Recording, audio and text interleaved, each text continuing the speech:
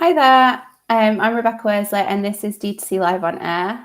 We're deep diving into stories from behind your favourite brands with candid chats with founders to insights from top marketers and e-com operators, discovering how they're building, scaling and learning in this ever-evolving D2C landscape.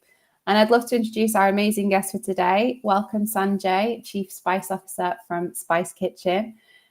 Please can you do a bit of an intro, let everyone know who you are and a bit about your brand?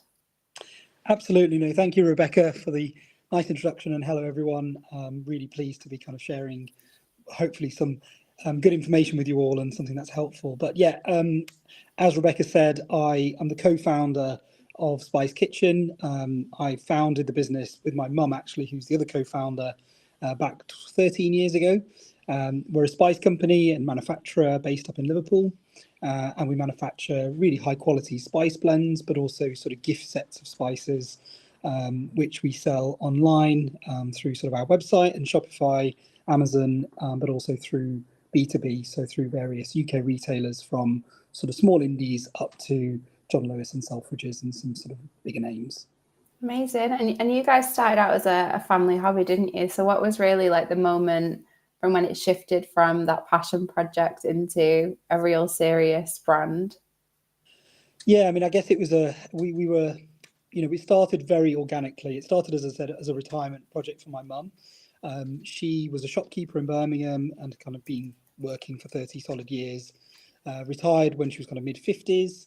She travelled and looked after grandkids, but just being the sort of woman that she is, she's an amazing cook and really, really talented and skilled individual. The shop that she ran was really my dad's shop, and she sort of assisted, so to speak. But she just kind of was a bit bored, really, in retirement. I think after a couple of years of travel, and she just had more to give. So she was pleading with me and my brother and sister for something to do, and it came to a sort of a head on Christmas Day 2012, where she was like, "Look, I'm really, really bored. I really want something to do, anything." And I came up with this idea. Because my mum is such a passionate cook and really got deep knowledge of spices, that she could sell them online. So I listed some spices on Christmas Day 2012, and we'd sold our first sort of load on Boxing Day. And that was really the start. So we operated as an online business then for sort of several years.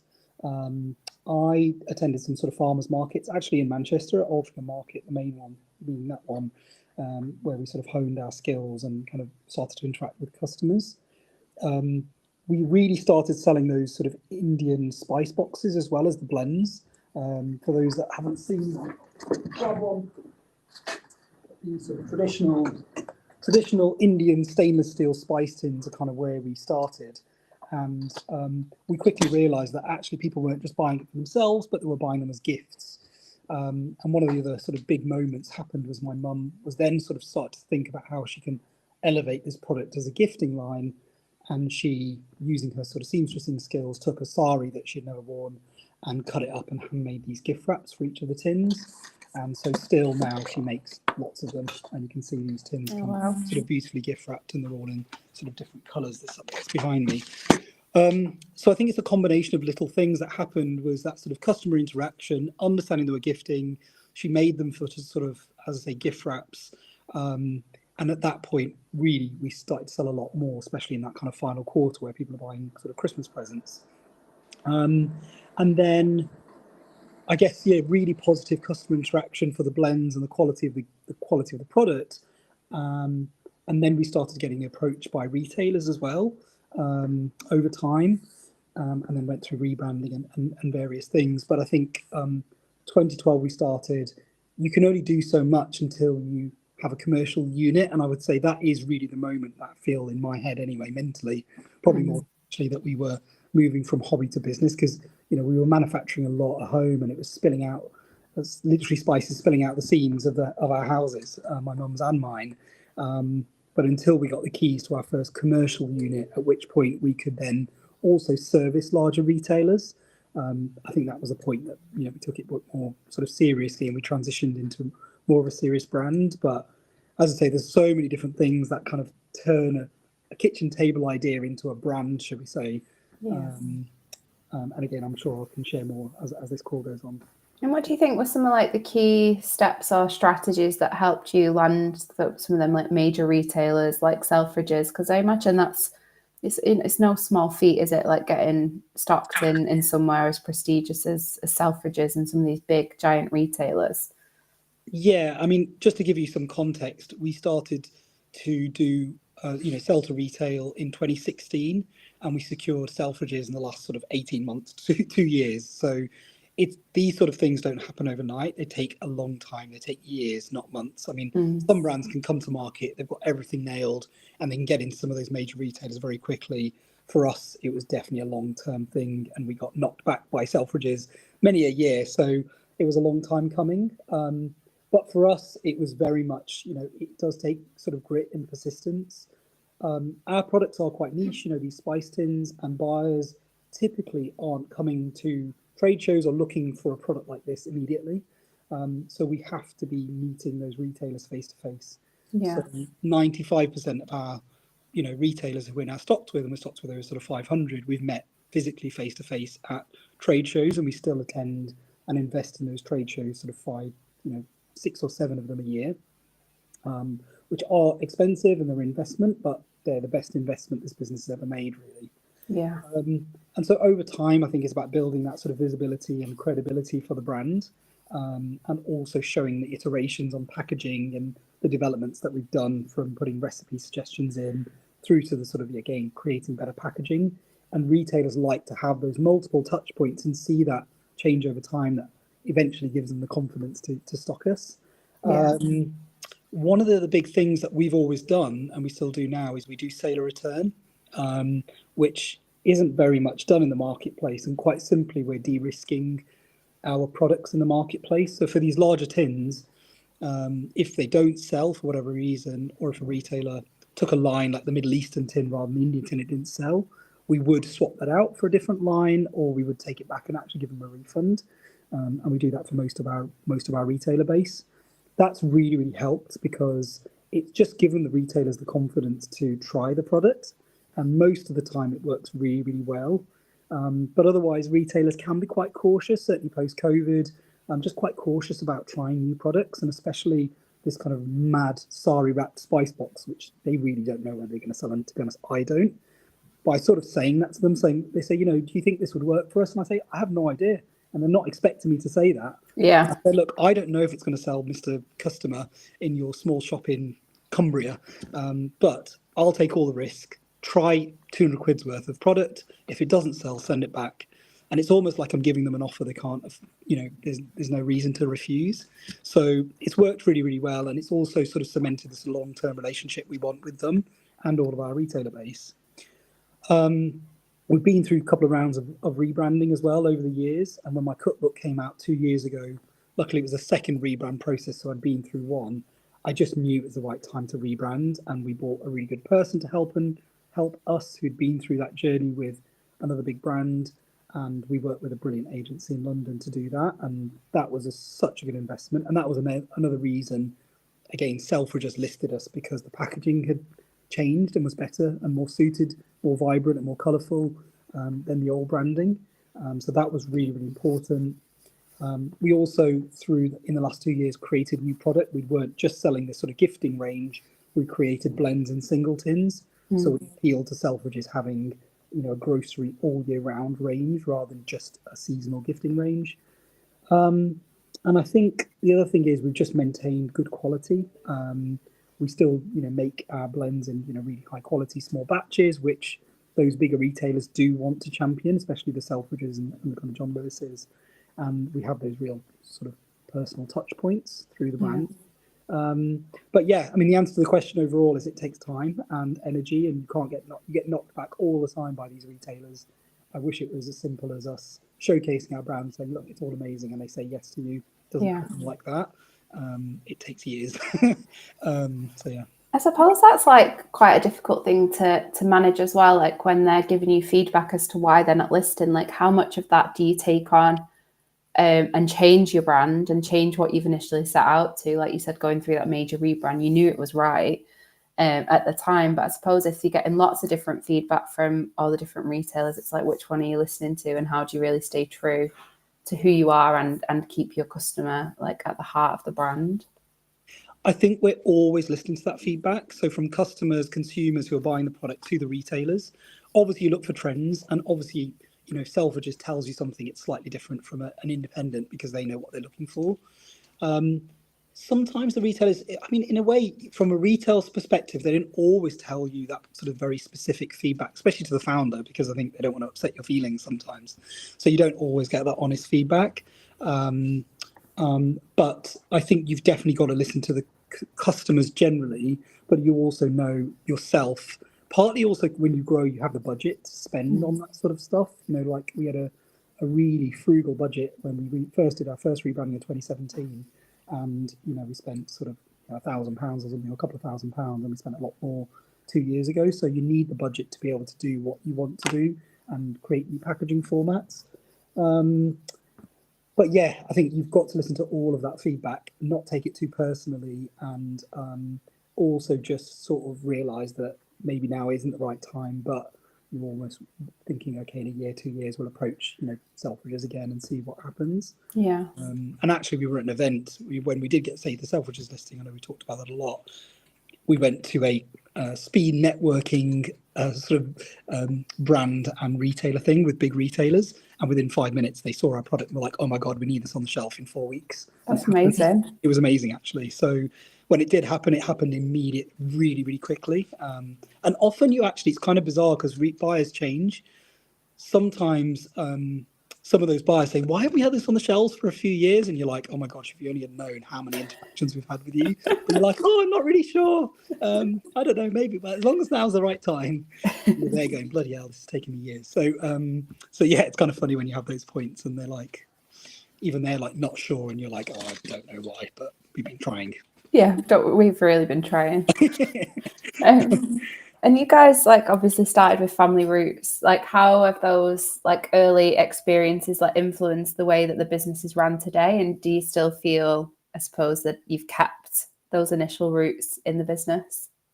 Yes, I mean, I kind of said something at the start that my mum was a shopkeeper in Birmingham, so they ran a very much a community-led home and gardening shop. And so I've been brought up running that business as well. I was running that business, my parents were on holiday. I was going after school, and at the age of 15, I was running that shop independently. They'd gone on holiday and I was running it for 2 weeks. So we've always run a family business, and at the core of the shop was very much the community and customer service. So all of that has been very much pulled into Spice Kitchen. It's an extension of the running a shop in some ways. And so I think that is very much at the heart of what we do. Spice Kitchen, as I said, was never set up to be a business. It was only ever set up to sort of keep my mum out of jail in her retirement and not get into too much trouble. So, so as kind of as a mum and son team, and my dad's involved, we obviously have a massive amount of trust in each other. We're always feeling privileged to be in this situation where we're running a business that and making products that we're really passionate about. We're obviously all massive cooks and really passionate about spices, and obviously I've written a cookbook and stuff. So we're loving what we're doing, but we feel really honoured to be running a sustainable sort of profit-generating business that we can continue to run. And we're always very humble to have the sort of customer base that we have. So hopefully that feeds into everything we do. We've got an amazing team. I'm very flexible with the people that we've got.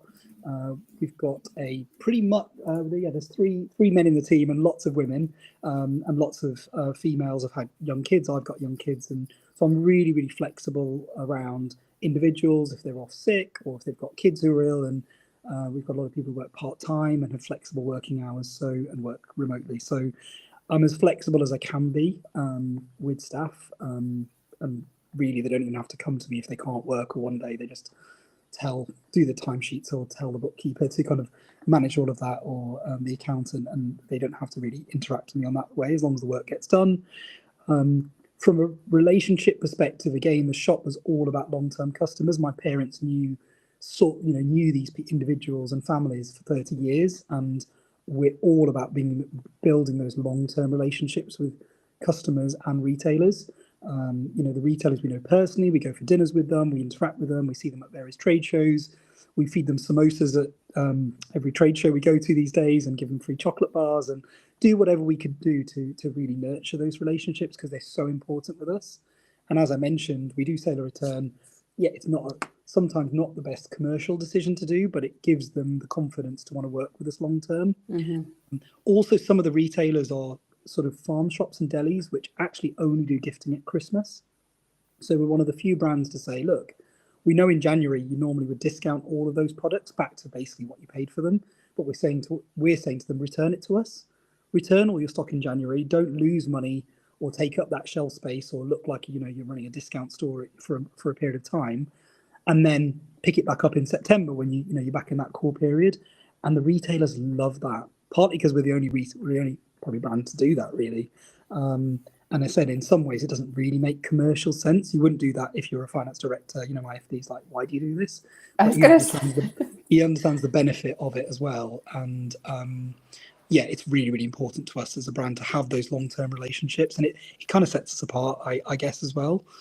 As I said, we're very, very focused on really high quality. I think every brand will say that, but we make sure that every one of the sari wraps is perfect and the blends are fresh that leave our door. And so, yeah, it's all about sort of community. And I think hopefully over time, we haven't had as much resource to do it historically, but I want to share over time more good video content of me cooking and how to cook with our blends and how to use them adventurously and creatively, which is, again, something I can talk to for hours. As I say, we've got a static cookbook, but to turn that into sort of more modern day footage is actually something we're not doing at the moment, which we're light on. So hopefully over time that's the kind of next challenge for us, is to kind of communicate good content and video content and things that will help people cook, essentially. Simpler for them. And have you delved into like the world of TikTok much, or is it still zero actually? We haven't done TikTok at all. We've got a relatively static Instagram sort of page. We've got a recipe section on our website, and again, we've built up a bank of recipes that's obviously led to us being able to get a book deal. But no, it's all very static at the moment, sadly. So hopefully it's even something you might be able to help us with, Rebecca, in the future. Yeah.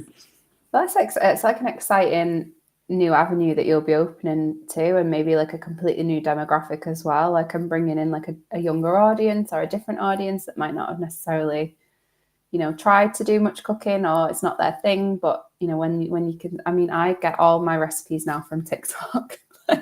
Everything is on there, everything's saved, and I just work through this list of recipes. It's amazing. And just to kind of like go back to like the in-person events and like the trade shows and things, how's that like helped with like brand awareness and like building up like your audience? I mean, it's like the most important thing that's led to where we've got to. I think I mentioned that in the early days we existed purely online, and then only when we started doing farmers markets and Altrincham market and stuff and started selling product. I think until you meet customers face to face, you don't necessarily understand where the gaps are. I remember in the early days I was selling everything from gifting to every spice, single spice and blends. And so through those customer interactions, I realized that people were loving the blends that we created. There was a real gap for those. As I said, we never really understood that people were buying these products as gifts, which led to kind of making them more giftable and building the sari wrap element, and also adding more recipes and recipe guides. So customer interaction has kind of almost helped iterate the product. And then again, when we launched to wholesale in 2016, we did a number of trade shows. We started getting a number of listings. People met me and mum and started falling in love with us and in love with the product. But to be honest with you, the products bombed on the shelf. They just weren't selling at all. And again, looking back on it, I was really naive, but I was printing the packaging for the product because it was almost just like a tin with the wrap on like a piece of paper, and putting it around product initially. And then I did a very quick fix. But simply the packaging was really crap, and it took an honest retailer to tell me, look, why haven't you invested in your packaging? Your packaging needs to look as premium as your kind of product with this sari wrap. And then we went through that first rebrand and made some proper packaging. So it's so important to listen to customers and get all of that feedback. And I think also loyalty wise, it's all well and good us still now having customers see our products and then they get kind of flows from Klaviyo and all the rest of it. but we build such loyal customers, and customers that I still know and talk to, who met me 10 years ago at like the BBC Good Food Show. They're now loyal customers and have spent hundreds of pounds with us, if not thousands. You can't get that level of kind of customer loyalty without meeting, sometimes, I think, people face to face. Last year, actually, we've really heavily invested in now for our first big Christmas market. We did the Chatsworth Christmas Market, which was 20 days long. And yes, it was a good commercial, we made money from it, but actually the biggest thing was meeting those people face to face. And we saw really good reorders coming in after the event on our website. That event ran up to the 1st of December, so there was plenty of weeks for people to then buy from us up till Christmas. And then we featured on James Martin, and we gained some of those customers saw us and were like, oh my God, we love seeing you and watching you. And obviously you're there also face to face to sign cookbooks. We've got this beautiful product that people love for me to sign it for them personally. So again, you can't do that online necessarily. So I think that customer interaction is really, really important. It's helped us to understand, as I said, the ranges. It's helped us to understand also what recipes people want to see and the general trends of now. Over the last few years, there's been a big growth in Middle Eastern cooking. 10 years ago, we were selling harissa and za'atar and ingredients like that, and people just didn't know about it. But with the growth of sort of Ottolenghi as a chef and Middle Eastern chefs and all of those kind of restaurants, even like Leon, there's been a massive growth in Middle Eastern, and we've sort of kept up with that trend. So yeah, I think it's essential, for us, for a brand like us, which is a physical product with products that you can smell and touch and interact with, and have got kind of play on the senses. It's been really important. We wouldn't be here if it wasn't for that interaction. I think as well, the people I speak to obviously a ton of different brands in different niches and different industries, and everyone seems to be trying to kind of go backwards now, and not go backwards, but take things offline a lot more, and try and build those intimate gatherings and those connections with their customers and their audiences. Because like you said, you can only do so much through digital, can't you? And I think it's so interesting how so many people are trying to transition things off there now. That's really interesting. I didn't actually know that there were, to be honest with you. It's definitely where I've naturally led my mind to, and I'm going to go bigger, go back almost full circle, and almost go back to being a market trader, so to speak, and doing those Christmas markets, and trying to do them nationally as well as smaller events. But yeah, I mean, I didn't realise that was a general trend from other brands. I'll be really interested to hear more about that from you, actually. Yeah. I think it's the word community gets brought up, and some people love it and some people don't. And I think it's if you're genuinely building that community and that place for people to connect and learn, and for you to kind of meet your customers more, or if it's just kind of being used as a buzzword to, it's how it's kind of played. But no, it's really interesting. And I suppose what does success look like to you now, as you've accomplished a lot in the short kind of space of time that you've been building the business, and you've got these major retailers, and how does that definition change from when you started to kind of where you are now? Yeah, it's a good question, actually. I mean, I think in the early days, success for me was just selling more product and seeing those customers, again, face to face. I remember doing the early days. It's a really good test. You can, show people products, but until they're giving you their money and exchanging that, it's really satisfying, because they know that they're buying into you and the product. And then seeing them the following week going, oh my God, I bought your Razzle Hanout and it's changed my life. I made a tagine last week, and first time I did it and it was great. Like, what other blends could you use? I'm a vegetarian. And then you kind of, again, giving them that advice and helping them really sort of, I guess, increase their cooking repertoire, and telling them about dishes that you love from, my Indian heritage, but other stuff that I've made. I think there's nothing more satisfying than that, and still isn't, to be honest with you, just sharing really my mum's knowledge of spices and blends that I've learnt, and then sharing kind of between us all of our recipes. I think for us, that is still and always going to be the core of what we do.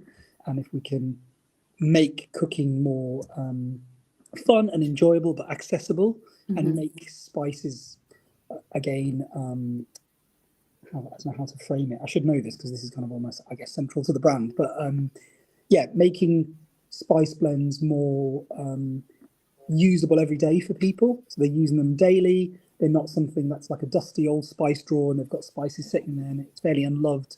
They've got spices that have been there for 5, 6 years and they look at it and think, oh gosh, what is this? And we're elevating that spice drawer from being something dusty in a cupboard to something much more as it should be, fun, vibrant, dynamic, and making it like a whole world of wonders in their kitchen when they're cooking. That's really what we're all about, and that's what success is for me. But I mean, that's all lovely and soft selling. I guess we are growing as a brand, which is really, really important, and we've got that commercial success. It genuinely gives me goosebumps every time I see our products on shelves. There's nothing more satisfying than that. And to be honest, it's not just about the big names. And most of our retailers are small farm shops and delis and garden centres. I took my mum last week when she was here into Liverpool, and we're in John Lewis there, and we're in a small, lovely gift shop, and then we're in another little shop, and we talk to those owners that we know, and there's nothing more satisfying than that. I do love interacting with customers. You wouldn't believe this, and people don't believe this is true. I'm very heavily obviously involved with the sales side, with the B2B side, going to trade shows and meeting retailers and championing the products. And I have a small team here, but if customers message me through email, every customer, I respond to them. I still haven't given away the customer service. Often the questions are coming around cooking and recipes and everything, so it's me to answer that. But I love speaking to customers, and I still do that daily. And I literally won't let anyone else in the business do that. And people think that is mad. I remember somebody else coming to me saying, that is insane. Like, you're not going to be able to do that long term. And I'm still doing it now, so 12 years on. So yeah, connecting with customers and still talking to them, I think, is really important for me and my mum. And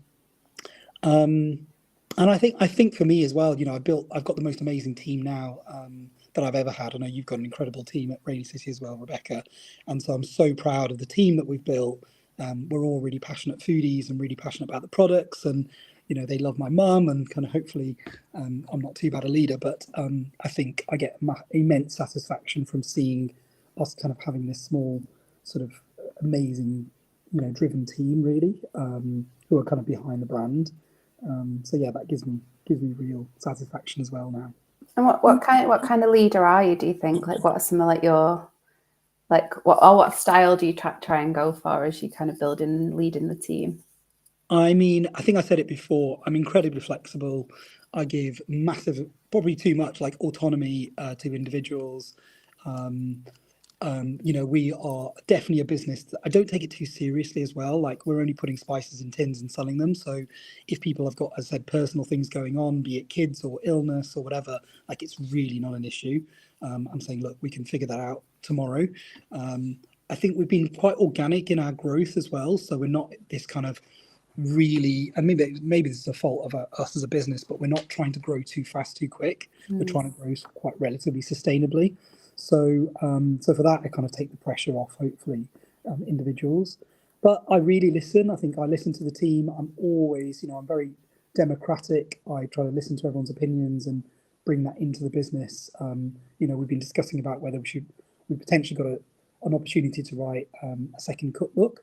We're actually already got one other book deal, so we're writing the dummies guides, if you remember those. We're actually writing spices for dummies, believe it or not. Oh wow! So we've been approached by the publisher, the US publisher, and we're writing that book this year. But we're in discussions, and in fact, yesterday we were debating: do we write our second cookbook now, or do we wait till another time? And that's not really up to me, although I'm obviously going to be heavily involved. It's up to the team as to whether we think the timing's right. So even big decisions like that are very democratic. But hopefully we're just having fun. We're a really fun food brand where we've got great product, and I think hopefully we've got a team who just love working here and are really passionate about it. Everyone has been over here over 2 years, most people over 4. So, got a loyal team, and hopefully that says something more than anything. But 100%. I'm not sure. I find it a difficult question to answer because it's kind of a question you need to ask my team rather than me. But yeah. Hopefully that's all rings true. I think the retention bit's key, isn't it? Like, you can kind of get a gauge for what a workplace is like based on how long the team members have been there for, and are they enjoying themselves? Are they having a great time? Because it is, like, I was listening to a podcast the other day about like work-life balance, and the woman that was kind of talking about it was saying, you know, that's something that they need to figure out on their end. Like, we can provide the flexibility and we can make it a great place to work, but if someone is wanting work-life balance, that's something that they need to figure out by themselves, and how that is, you know, translated into like their day-to-day. So I think as long as a founder and as a leader, like, you're putting, I think you've got to remain true to who you are as a person and like the elements that you want to bring into your business, haven't you? And hopefully people will stay. We do 8:30 till 4:30. We've closed the factory at 4:30. Literally, the door's closed, and then everyone leaves, and that's it. And for the wider team, 4:30 is when we finish. I think people rarely, hopefully, especially up to September, don't work past 5 o'clock. Like, we don't do overtime, and I want people to finish and come back the next day. So, you know, and that's because we've all, again, as I said, we've all got families and we've all got personal lives, so it's got to have that balance. And you know, we do have, like, obviously peak periods at Christmas, and people do have to put in a little extra time, which they're sort of remunerated for, hopefully. So yeah, I really want to get that work-life balance, but again, that's, I think, down to us, and again, probably a fault of ours, is not growing too fast, too quick, and putting all that pressure on and everything else. So yeah, no, I think it's really, really important to have that balance. And what advice would you give to like other founders that are like trying to manage growth, especially if it can come like unexpectedly, or even just founder to founder? Like, is there anything that you wish someone would have told you on your journey? Oh, that's a big question. I mean, I think one thing to come back to to the previous question, one thing to bring in now is the whole of Spice Kitchen. I mean, I said I've ran a business with my parents before, and I had my own recruitment business through this, so I knew how to run a business in as best as I could. But in terms of doing what we're doing, I have no idea. Like, this never meant to be a business. I never thought this was going to turn into me being a manufacturer and having this commercial unit that I'm in Liverpool and be manufacturing, really. So everything has been learned. Everything, we're winging it. You know, we were way overstocked a few years ago, and we had to bring in those kind of experts into the business to help us basically become a manufacturer. So I would first sort of say, and I think this has been said lots of times before, but everyone's kind of winging it, especially for a brand like us, which has come from passion and then grown into what we've created. I never sit here thinking I've got the answers. I genuinely don't. So for me, it's really important to be bringing in that expertise from external people, from other brands. And so, yes, the networking is really, really important. And seeing people who've done it before.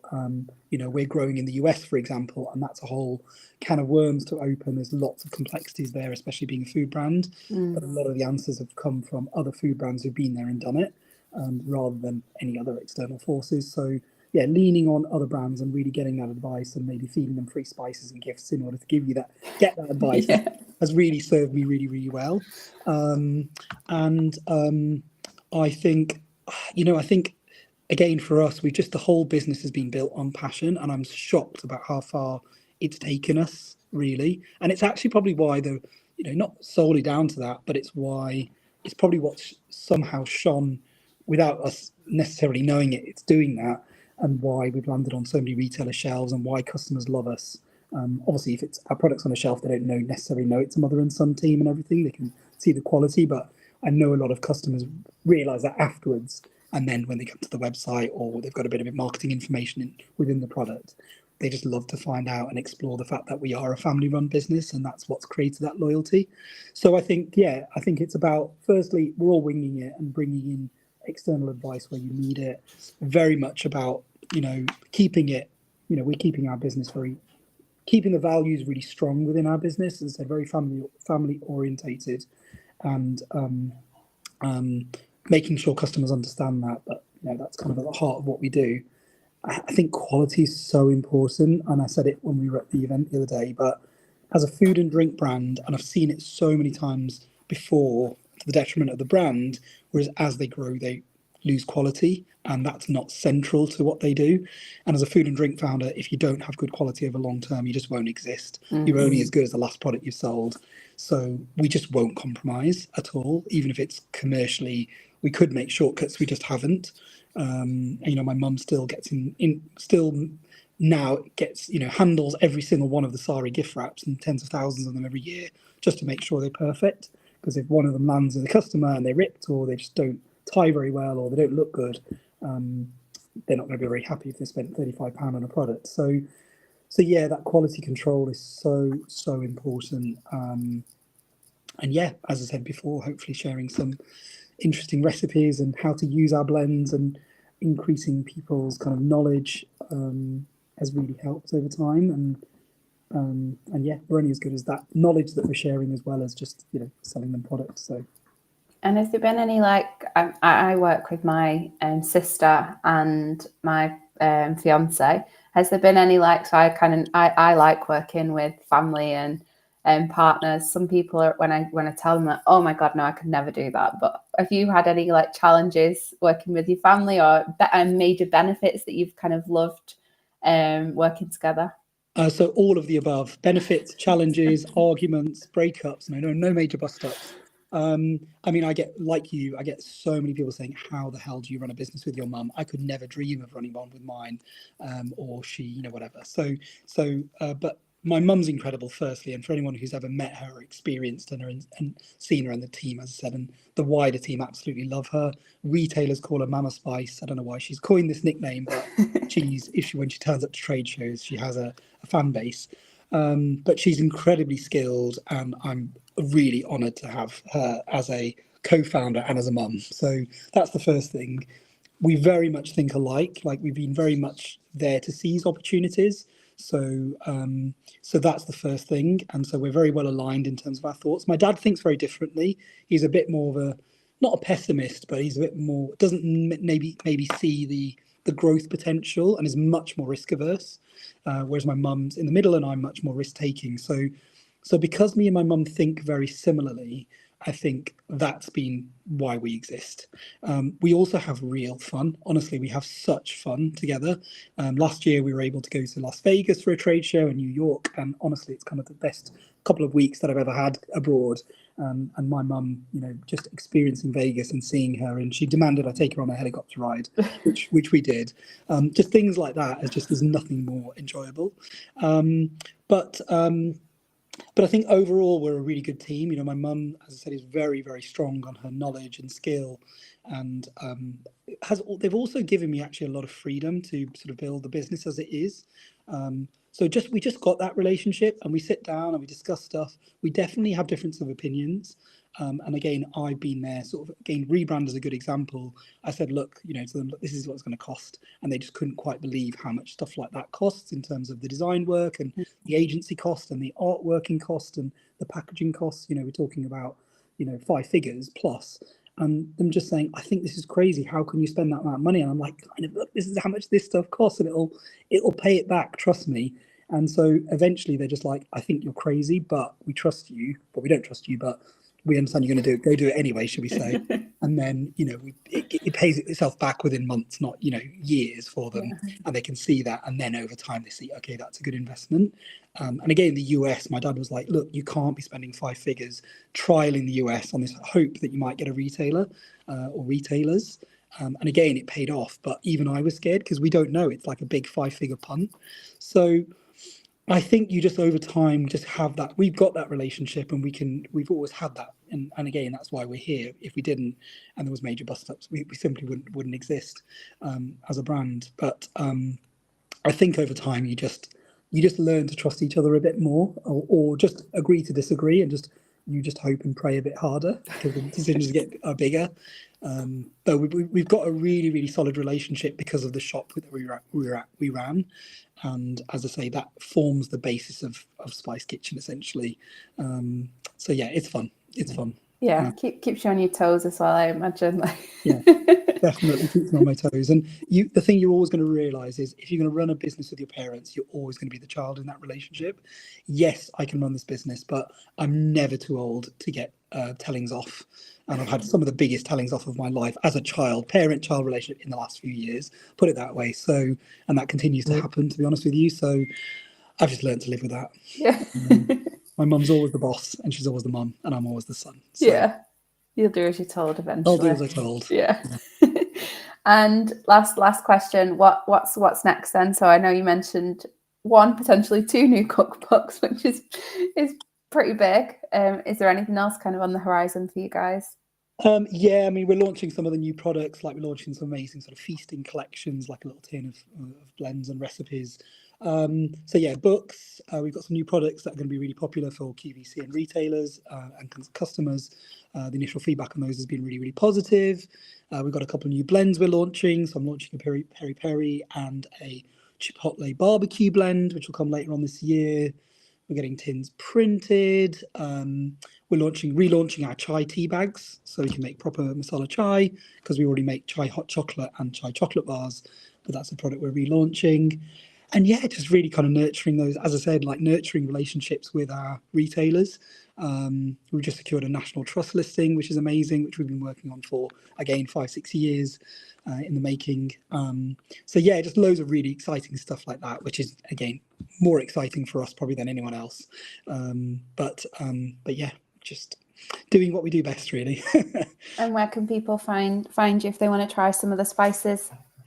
So we sell on our website, which is sort of spicekitchenuk.com, and we have some products on Amazon. But as I've said before, we're in John Lewis and Selfridges, we're in Booths. We work with Oxfam a lot as well. We're in stocks in their shops, and then you'll see some loads of different little indie farm shops and delis and gift shops and museums all over the UK. So yeah. That's amazing. Well, thank you so much for joining me today. It was great to kind of hear all of your tips and wisdom, and yeah, thank you very much.